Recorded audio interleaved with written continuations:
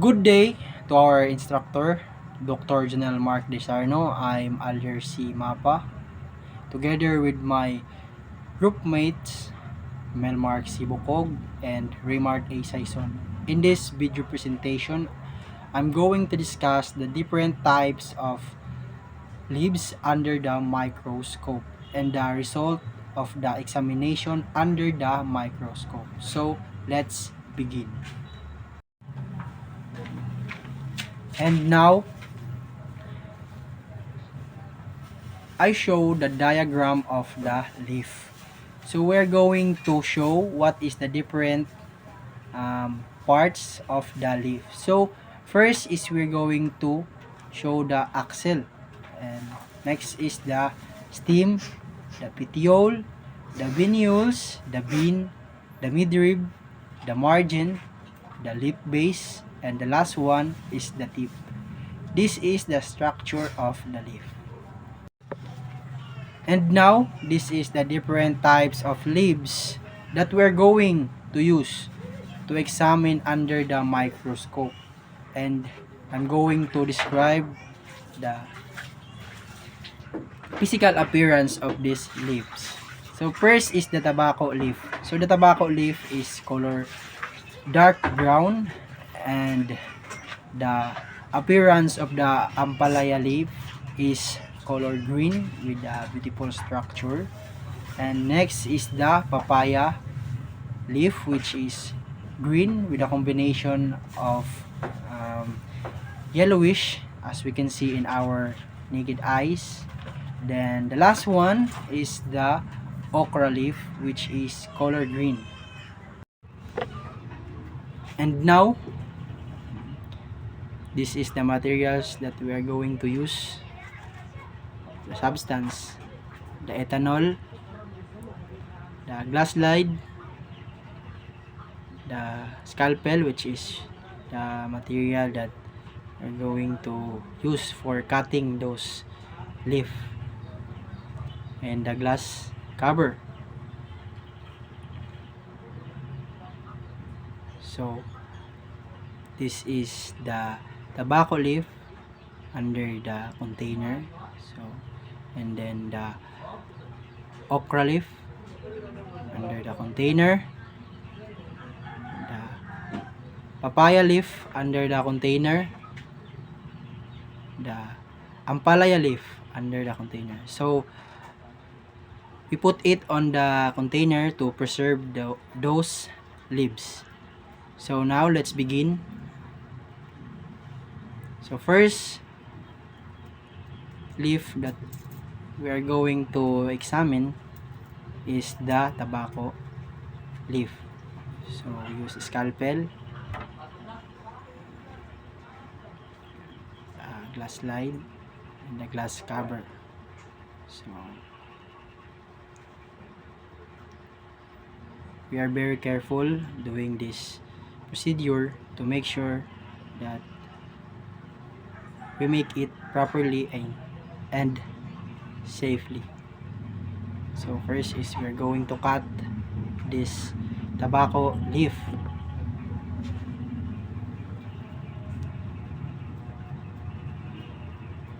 Then after we cut it, we're going to put it on the glass slide and put some ethanol.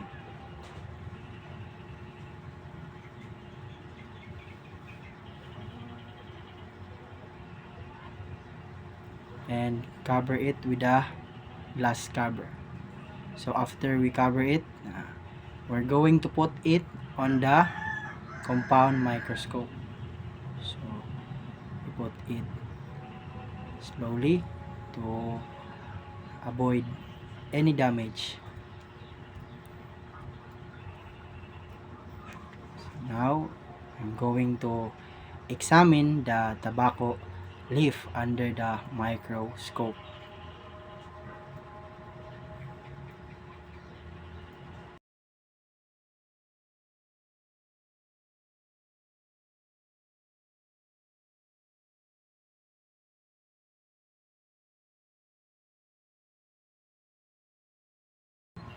And now this is the result under the microscope.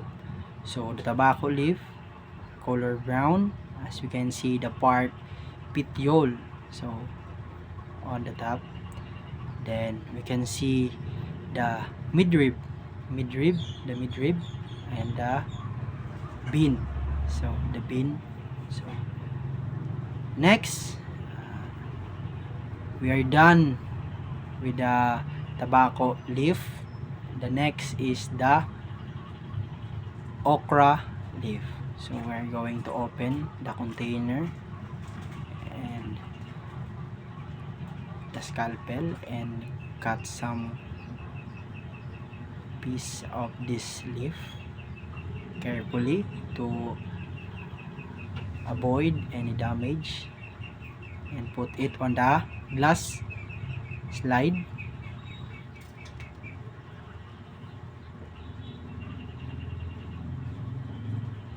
And put some ethanol. After we put ethanol, we're going to cover with the glass cover. So we're going to put it on the compound microscope carefully.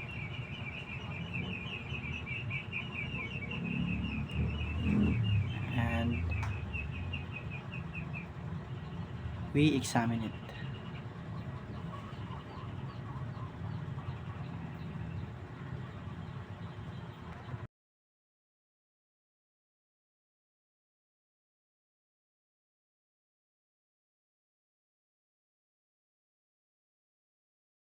And now this is the result of okra leaf under the microscope. So as we can see, the color green or light green, the bean and the midrib of the okra leaf. Also, we can see the leaf base and the venules of the okra leaf. Now we are done with the okra leaf. So next leaf that we're going to examine is the papaya leaf. So we're going to open the container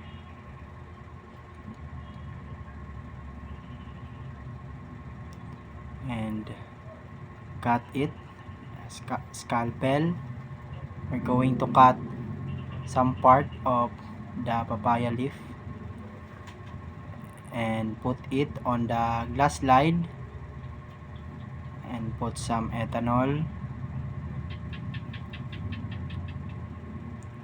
So we're done putting ethanol. We're going to put the glass cover. So we are done, and we are going to put it on the compound microscope. So we are going to put it slowly and properly. So we're going to examine it.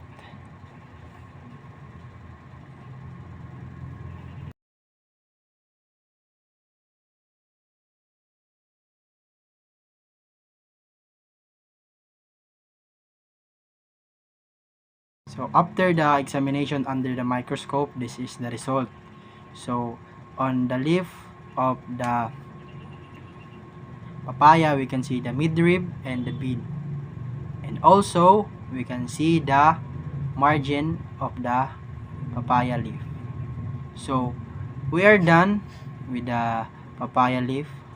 So now let's proceed to the last one, which is the ampalaya leaf. So first is we are going to open the container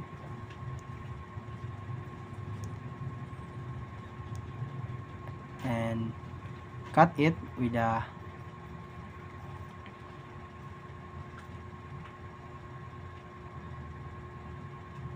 so make sure that we cut it properly with a scalpel. And after we cut it, we're going to put it on the glass slide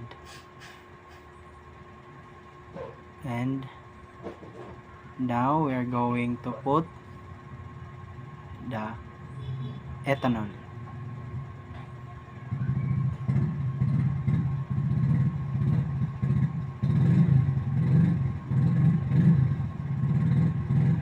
now we're going to put the glass cover and put it on to the microscope for the examination.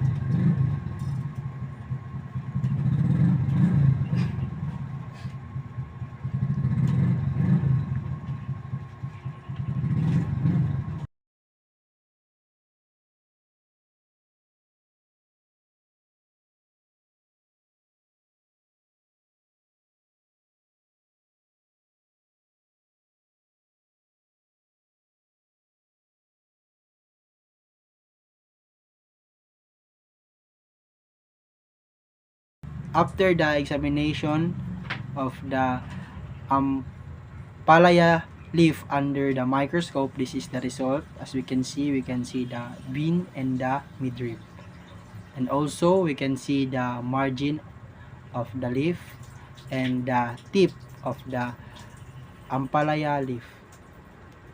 And now we are done to examine different types of leaves, and as we can see different types of colors of the leaf, and we can also determine the difference of this leaf under the microscope. First is the color, the structure of the leaf, and many more that we can observe under the microscope.